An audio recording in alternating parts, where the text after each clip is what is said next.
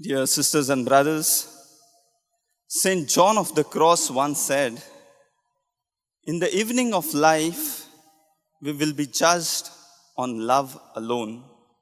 In the evening of life, we will be judged on love alone.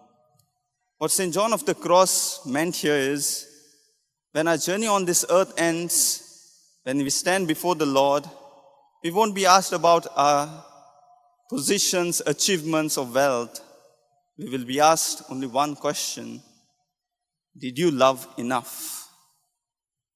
And that is what St. Paul's in the first reading reminds the Thessalonian in saying that love is the only and the main essence of Christian life. He reminds them that it is God who has taught them to love one another and urges them to grow more and more in it.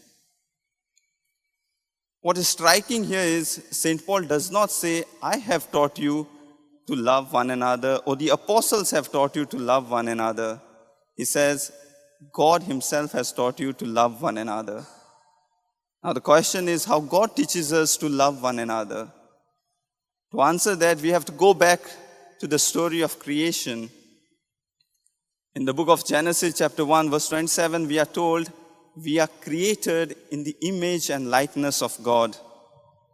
And because the very nature of God is love, we who are created in his image and likeness have the desire and ability to love. That means from the very beginning, love, the law of love is written on our hearts.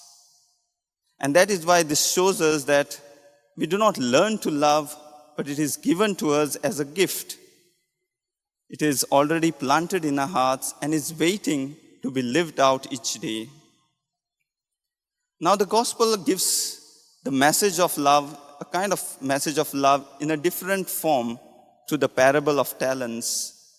The master entrusts his servants with gifts, the talents, some more, some less, and each has to use it according to what he has received. Two of them invest and multiply the talents, and the third one hides it because of fear of his master. Now, what we learn from this parable is that each of us is given numerous gifts from God. And the greatest gift that we have received is the ability to love one another. If we hide it, if we refuse to use love because of our resentment or anger or fear, then it will slowly die away within us. It will wither away. But if we share that love by serving others, by helping others, by forgiving, then that will grow and multiply. And that will bring joy not only to others, but to ourselves too. That is the beauty of this gift of love that God has given us. When we talk about love, the perfect example of love can be seen in Jesus himself.